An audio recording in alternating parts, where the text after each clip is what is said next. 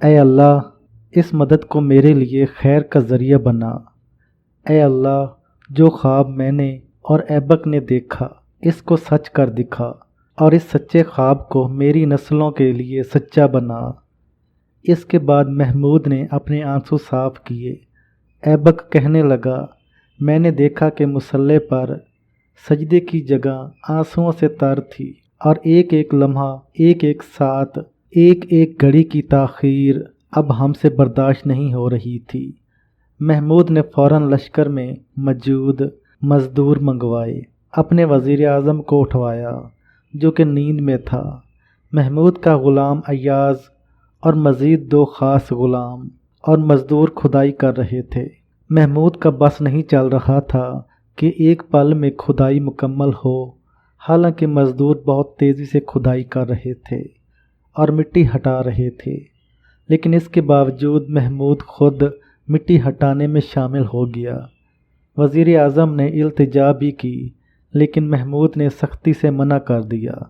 جب مطلوبہ کھدائی ہو گئی تو اس کے بعد شمال کی طرف کھدائی شروع کی، جو کہ ایک غار کی شکل اختیار کر گئی تھی، اور شمال کی طرف کھدائی کرنے کے بعد آخر کار کھدال ایک سخت چیز سے ٹکرائی۔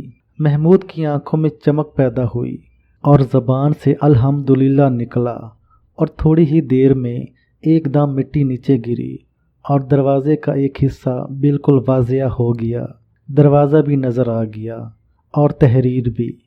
اس کے بعد بہت احتیاط سے دروازے پر لگی مٹی کو صاف کیا گیا۔ شمع دان ساتھ تھے، روشنی بالکل واضح تھی، اور اس دروازے کو اچھی طرح صاف کیا، اور جب بالکل صاف کر لیا گیا تو اس کے اوپر ایک تحریر واضح نمایاں نظر آ رہی تھی، لیکن کوئی شخص اس تحریر کو پڑھ نہیں پا رہا تھا۔ وہ نظر نہیں آ رہی تھی کہ الفاظ کیا ہیں۔ اب ایبک آگے بڑھا، شمع دان اور روشنی مزید واضح ہوئی تو ایبک نے عبرانی زبان کی تحریر کو فارسی زبان میں پڑھنا شروع کر دیا، جس کا ترجمہ مجھے ان جنات نے بہت انوکھے انداز میں بتایا۔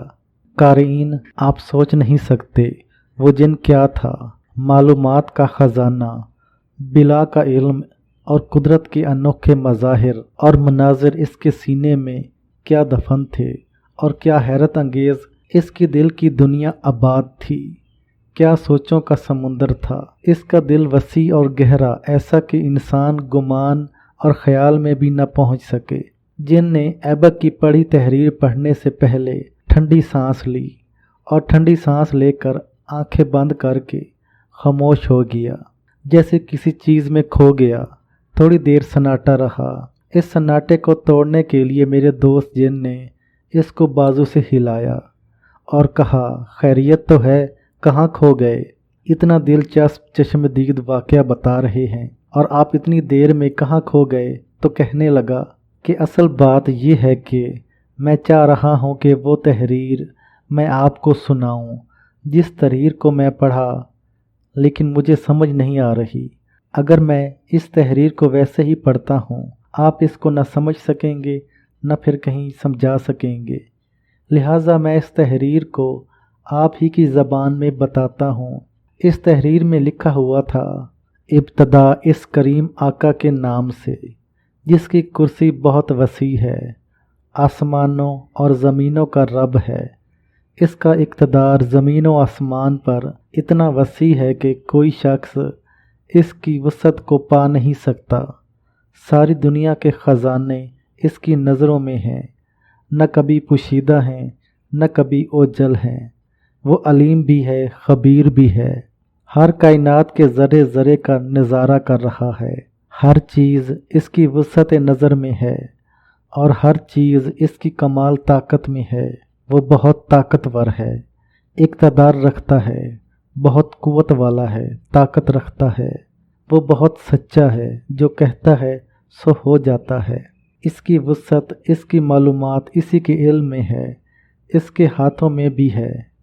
یہ ایک ذرہ جو اللہ نے اپنی قدرت اور طاقت سے اپنے ایک بندے کے لیے محفوظ رکھا کہ وہ بندہ آنے والے وقت میں اس ذرے کے ذریعے اس رب کی قدرت اور طاقت کا اظہار کرے گا، اور ایک آنے والے نبی صلی اللہ علیہ وسلم جس کو ہم نے ختم نبوت کی مہر دی، اس کی رسالت کا پرچار کرے گا۔ یہ ذرا جسے لوگ خزانہ کہتے ہیں اتنا وسیع اور بغیر احاطہ کے ہے کہ محمود اور اس کی نسل در نسل پچھلی تمام راج دہانی اور حکمرانی اتنا بڑا خزانہ نہ پا سکے گی۔ یاد رکھنا، خزانہ صرف اور صرف 7 جگہوں پر خرچ کرنا ہے۔ پہلا حصہ ایسے مجاہدین کے یتیم بچوں پر جن کے باپ محمود کے ساتھ جہاد کرتے ہوئے شہید ہو گئے۔ دوسرا حصہ ایسے مساکین اور غربا پر اور جو محمود کے لشکر کے راستوں میں آئیں۔ تیسرا حصہ ایسے معاشرے کے گرے پڑے لوگ جن کی جھونپڑیاں ٹپکتی ہیں، جن کے گھر میں اسباب وغیرہ نہیں۔ چوتھا حصہ محمود کے لشکر میں ایسے سپاہی یا چھوٹے طبقے کے لوگ جن کو گھریلو طور پر تنگ دستی کا سامنا ہوتا ہے۔ پانچواں حصہ محمود اپنی فوج، لشکر، تلوار، گھوڑے، ہاتھی اور اسلحے پر خرچ کرے۔ چھٹا حصہ محمود اپنی ذات پر اور اپنے اہل و عیال پر خرچ کرے۔ ساتواں حصہ جہاں محمود فاتح ہو وہاں قتل و غارت نہ کرے، بلکہ اسی خزانے سے اس کو اتنا دے کہ وہ اپنا ملک، حکومت اور اقتدار چھننے کا غم بھول جائیں۔ یہ 7 تحریریں اس دروازے پر موجود تھیں۔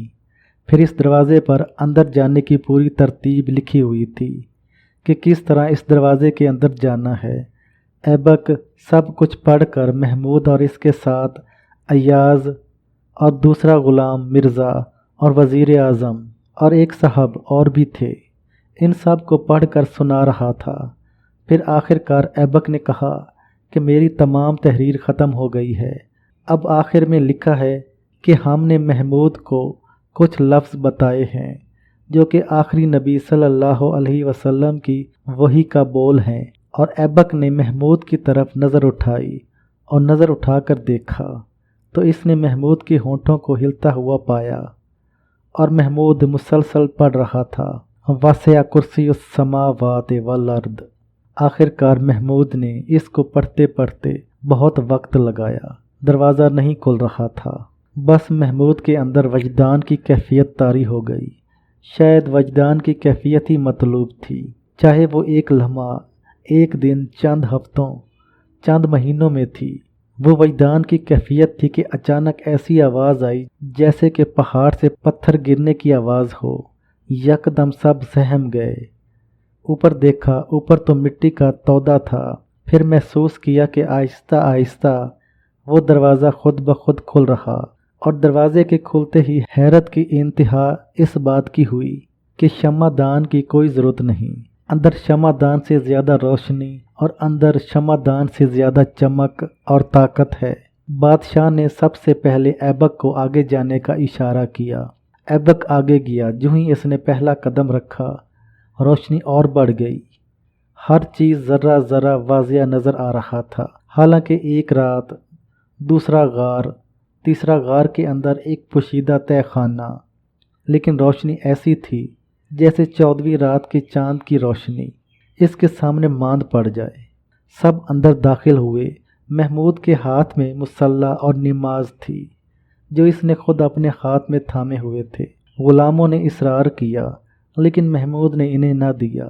اس نے جا کر اندر نفل پڑھے، مناجات کی اور بلک بلک کر رویا، اور اس کے سارے رونے کا خلاصہ اور لب و لباب یہی تھا کہ مولا، تو نے مجھے اتنا بڑا خزانہ اپنے غیب کے خزانے سے عطا کیا ہے۔ یہ کیفیت قارئین اس دوست جن نے ایسے انداز میں بیان کی۔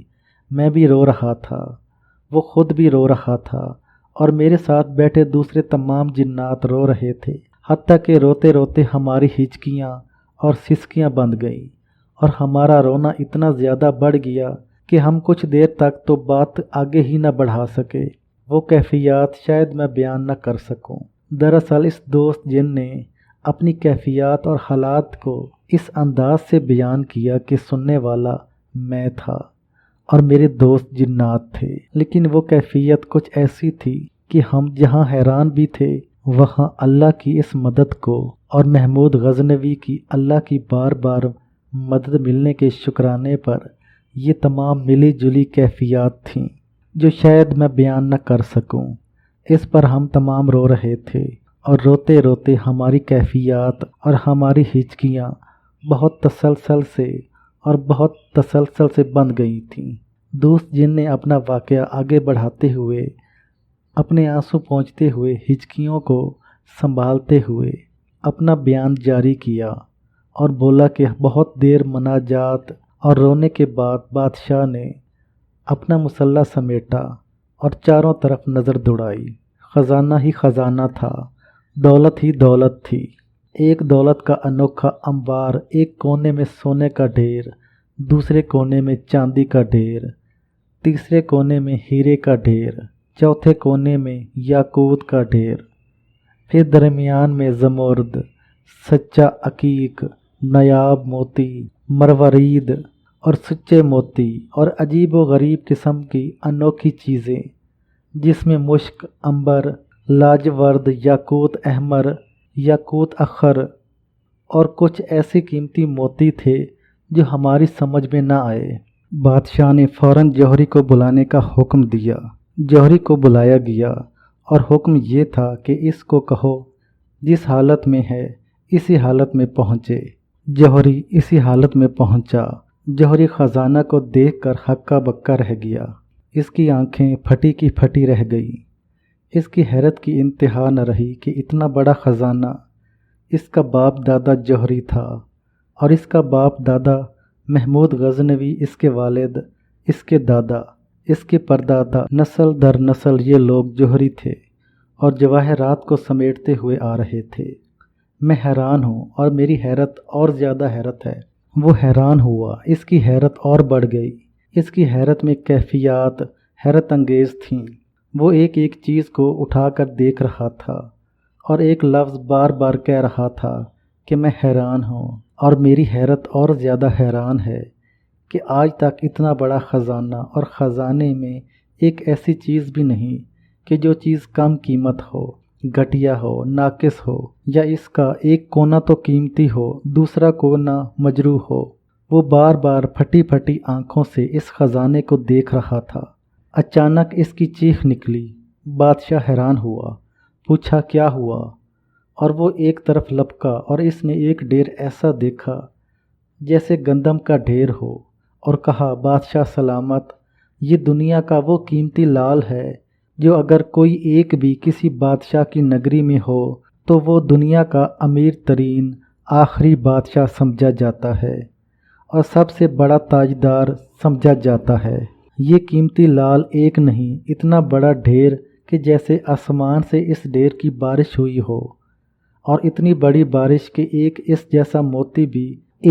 جیسا موتی میں نے تو زندگی میں صرف چند بار ہی دیکھا ہے۔ اپنے بڑوں سے سنا ہے کہ یہ دنیا کا سب سے آخری اور قیمتی موتی ہوتا ہے جو سب انسانوں کو کبھی نہیں مل سکتا اور نہ بادشاہوں کو مل سکتا ہے۔ اگر کسی بادشاہ کی نگری میں یہ ایک موتی ہو، یعنی یہ ایک لال اور جواہر، تو وہ دنیا کا سب سے بڑا بادشاہ ہوتا ہے۔ جوہری محمود کے قدموں میں لپٹ گیا اور کہنے لگا کہ آقا، آپ کی نیکی، غریب پروری، رحم دلی، ہمدردی اور راتوں کو اٹھ اٹھ کر اللہ سے گڑ گڑانا آج مجھے نظر آیا کہ اس کا صلہ اتنا بڑا اور اتنا زیادہ اور اتنا معتبر۔ اس کے بعد بادشاہ نے حکم دیا کہ سب باہر چلیں، اور حیرت انگیز بات یہ تھی کہ وہ دروازہ صرف بادشاہ کے جانے پر ہی کھلتا تھا۔ کوئی ایسا روحانی ریموٹ کنٹرول اس کے اندر لگا ہوا تھا کہ بادشاہ جب تک باہر نہیں نکلتا تھا دروازہ بند نہیں ہوتا تھا، اور بادشاہ جب تک داخل نہیں ہوتا تھا یا ساتھ نہیں ہوتا تھا وہ کھلتا نہیں تھا، اور بادشاہ بھی جب تک یہی آیت نہیں پڑھتا تھا تو دروازہ بادشاہ کے ہوتے ہوئے بھی نہیں کھلتا تھا۔ بادشاہ بس یہ آیت پڑھتے ہوئے آتا تھا اور آیت پڑھتے ہوئے ہی پہلا قدم رکھتا تھا تو دروازہ خود بخود کھلنا شروع ہو جاتا تھا۔ بادشاہ نے اس تمام علاقہ کے گرد فوراً ایک دیوار کھڑی کی، یعنی اس کھنڈر کے گرد ایک دیوار کھڑی کی۔ چند ہی دنوں میں ایک بہت بڑی دیوار، ایک بہت مضبوط دروازہ اور وہاں محفوظ سپاہی کھڑے کر دیے گئے۔ یہ واقعہ سناتے ہوئے ہم ایسے حیرت اور شدت میں تھے، ہمیں احساس ہی نہ ہوا کہ عصر کی نماز کا وقت نکلتا چلا جا رہا تھا۔ خیر جلدی جلدی اٹھے، اذان دی اور جماعت کروائی۔ میرے جی میں تھا کہ اس حیرت انگیز جن سے میں مزید اور خزانوں کی باتیں پوچھ لوں، لیکن چونکہ میرا 11 دن کا چلہ تھا، لیکن وہ ایسا سخت چلہ تھا کہ جس میں بہت زیادہ سختی اور پابندی ہو، بلکہ اس میں ہم گفتگو، حال احوال، خیر خبر لے سکتے تھے اور ایک دوسرے سے مسلسل باتیں کر سکتے تھے۔ میں نے اس حیرت انگیز جن سے کہا، کیا آپ مجھے یہ بتا سکتے ہیں کہ یہ آیت واسع کرسی السماوات والارض، اس کی طاقت اور تاثیر کتنی زیادہ آپ نے بیان کی، تو یہ طاقت اور تاثیر اتنا زیادہ اس کے اندر کیوں ہے؟ کہنے لگے، دراصل اس کے اندر اتنی قوت، اتنی طاقت، اتنی تاثیر ہونے کی جو اصل وجہ ہے وہ ہے اللہ کا نام واسع۔ یہ اتنا عظیم لفظ ہے کہ اس کو قرآن نے جس انداز سے بیان کیا ہے، اس کے درمیان سے الف ہٹا دیں یا لگا دیں، اس کی طاقت اور تاثیر بہت زیادہ ہے اور اس کی قوت حد سے کہیں زیادہ ہے، اور اس تاثیر اور طاقت میں کوئی بھی گمان اور خیال نہیں کر سکتا۔ اور پھر کہا، یہ تو میرا اپنا ہی گمان اور خیال ہے، ورنہ کیونکہ آیت الکرسی قرآن پاک کا تاج ہے اور یہ آیت الکرسی کا دل ہے، اور اس آیت کے اندر ایک انوکھی تاثیر اور طاقت ہے۔ وہ جن کہنے لگا، میں نے خود اس آیت کو پڑھا اور کئی بار آزمایا، پھر اپنا ایک واقعہ سنایا۔ میں ایک جگہ گزر رہا تھا، درختوں کا ایک بہت بڑا جھنڈ دیکھا۔ وہ دراصل کھجوروں کا پرانا جھنڈ تھا۔ اتنا بڑا جھنڈ میں نے آج تک نہیں دیکھا تھا۔ بہت بڑے وسیع رقبے میں وہ اراضی میں پھیلا ہوا تھا۔